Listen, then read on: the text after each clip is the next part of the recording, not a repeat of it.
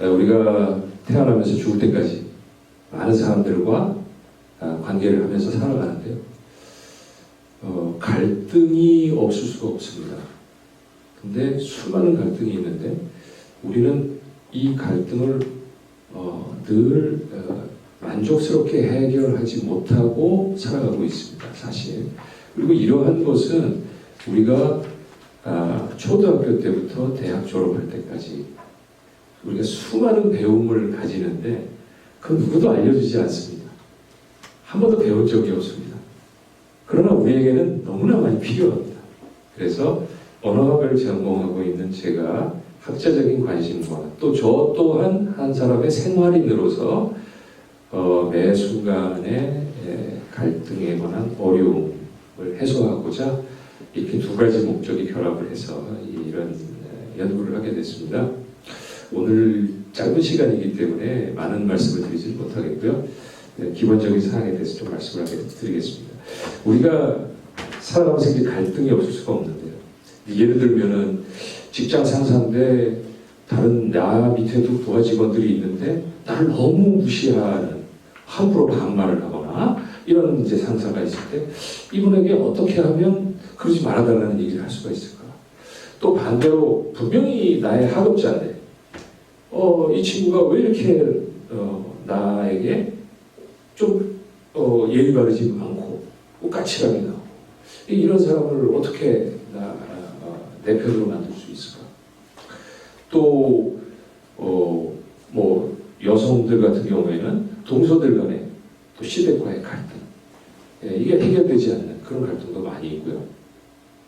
또 허다못해 아주 간단한 예로 정말 재미없는 이야기를 자기 자랑을 너무 계속 나열만 하고 있는 이런 윗분 특히 또는 동료배 좀 어려운 관계에 있는 사람 듣고 있자니 한도 끝도 없고 그렇다고 해서 그만두게 하자니 관계가 해칠 것 같고 이런 등등의 우리는 수많은 딜레마에 매일 노출되어 있습니다. 여기에 대해서 우리가 생각하는 방법을 가지는 것이 필요하지 않을까. 매번 전개되는 변화무쌍한 그런 상황에서의 매번의 정답을 우리가 얻을 수는 없습니다만 그것을 찾을 수 있는 생각의 방법은 우리에게 있어야 된다. 그것이 제 강의를 하게 된 취지입니다. 자, 우리에게는 갈등이 있습니다. 사람들 사이에 갈등이 있습니다. 자, 이 갈등은 왜 일어나나요? 갈등이 일어나는 원인은 당연히 인간에게 욕망이 있기 때문이죠.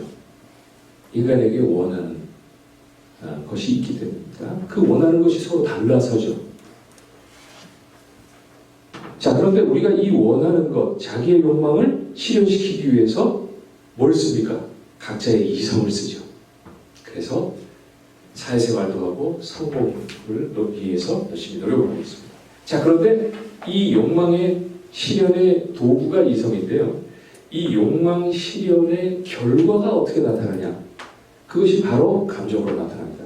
내가 원하는 것을 얻으면 기쁨과 행복의 감정이 샘솟아나고요. 그것이 좌절되면 슬픔과 분노의 감정에 휩싸이게 되죠. 자, 그러면 욕망과 이성과 감정은 이와 같은 관계에 있습니다. 그런데 우리는 너무나 오랫동안 서양의 플라톤이라는 학자 이후로 이렇게만 생각해 왔어요. 여러분들도 심지어 학교에서 이렇게 배우셨을 겁니다. 자, 어디로 튈지 모르는 이 욕망과 감정이라는 이 두 개의 말이 이끄는 마차를 이성이라고 하는 마부가 채찍질을 하면서 말을 이끈다는 거죠. 다시 말해서 욕망과 감정을 이성이 제어하면서 우리는 살아가고 있고 그렇게 해야 한다는 거죠. 이렇게 배웠을 겁니다. 자, 그런데 이 배움이 너무나도 확고해져서 여러분들 잘 아시는 이성제일주의에 입각해서 과학혁명이 15세기, 16세기에 일어났습니다. 서양에서. 그전에는 중국이 세계를 앞서 가고 있다가 이제 서양에게 역전이 되는 현상이 바로 과학혁명이죠.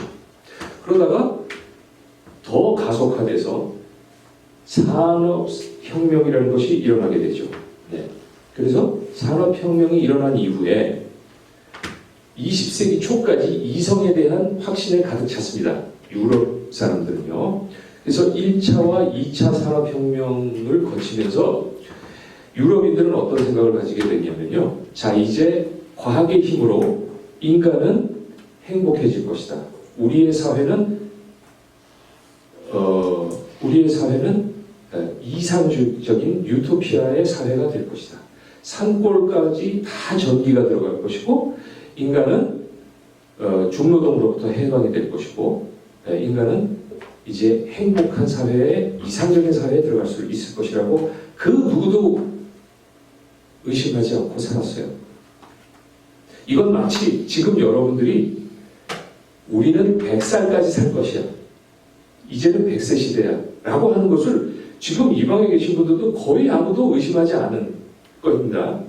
마치 이것처럼 100세 시대가 올 것처럼 이때는 이미 모든 유럽인들이 인간은 유토피아를 향해 가고 있다. 곧 전개될 것이다. 라고 믿을 수도 있고 있었어요. 그런데 이 믿음이 어떻게 됐나요?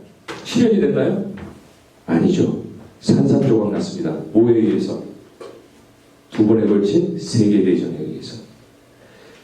누구도 예측 못한 이 어마어마한 양차대전은 인간을 절망에 빠뜨렸어요. 우리가 그렇게 우리를 행복해 줄 것이라고 믿었던 과학기술이 결국은 인간을 살상하는 총구리가 되고 무기가 될 거라고 상상하지 못했어요. 그리고 인간은 이성에 기반한 그런 합리적인 결정을 내리는 사람들로 우리가 생각을 했는데 천만 광기에 휩싸이고 감정에 휘둘리는 아주 나약하고 불합리한 존재라는 것을 이 두 번에 걸친 세계대전에서 알게 됐어요.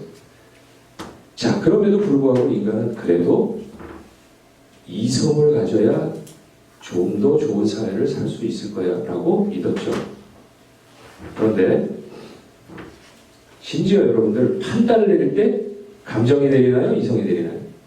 모든 사람들은 당연히 이성이 내리는 거라고 생각합니다.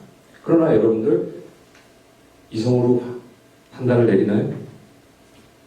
그렇지 않습니다. 여러분들이 예를 들어서 이런 상황에 처해 있다고 생각하세요. 저 사장님, 저 A기업에서 거래하자고 주문이 왔습니다. 어떻게 할까요? 저 주문 보낼까요? 그럴 때 여러분들은 어떻게 합니까? 여러분의 이성을 가지고 별도리 생각하나요? 대개의 경우는 어떻게 합니까? 아, 잠깐만. A기업 거기 물건 주지 마. 거기에 결제도 영 조건이 안 좋고 영 거기 거래 못 한대요. 아, 그래도 이번에 너무 물량도 많고 쓸데없는 소리 하지 마. 주지 마. 여러분들이 이렇게 판단을 내립니다. 우리 인간은 대개 이렇게 판단을 내립니다. 아주 드물게 골똘히 생각합니다. 여러분은 이미 많은 경험을 가지고 있기 때문에 그리고 인간은 이렇게 진화를 했어요. 반복적인 상황에 쉽게 대처하기 위해서 그때마다 고민하면 어떻게 살겠어요, 인간이. 그렇죠? 그래서 기억에다가 감정의 태그를 붙여놓습니다. 그래서 이러이러할 때는 기분 나빴어. 이렇게 이거는 아주 좋은 사람, 좋은 일이야. 이렇게 태그를 다 붙여놓기 때문에 백화점에 가격도 붙여놓듯이 그렇게 하기 때문에 우리는 판단을 내릴 때 어떻게 합니까? 감정으로 한다는 거죠. 이거를 많은 사람들이 지금도 모릅니다. 이런 거는 1950년부터 시작된 인지과학의 연구 결과에서 나타나는 것들입니다. 자, 그리고 이 감정은 결국 신체, 우리 몸에 각인을 시켜놔요. 그래서 아주 즉각적으로 반응하게 되고 알게 됩니다. 그래서 심지어 감정은 정신의 작용이라고 우리는 생각하기 쉬운데 심지어 감정마저도 신체의 반응이다 라고 하는 연구 결과가 많아요. 우리는 쉽게 알고 있을 수 있습니다. 우리가 당황할 때는 식은땀이 나죠. 그렇죠? 그리고 또 애간장이 타죠. 네? 또 골치가 아프죠. 또 머리가 힘든 과제가 주어지면 또 또 무서움에 공포에 휩싸일 때는 어떻게 되죠? 간이 콩알만해지죠. 이 수많은 것들이 다 신체의 반응인 거예요. 우리의 감정. 그래서 감정은 신체의 반응이라고 심지어 정의하는 학자들조차도 있어요. 제가 만든 문제인데요. 한번 풀어보실래요? 신체 부위 명사를 넣으면 됩니다.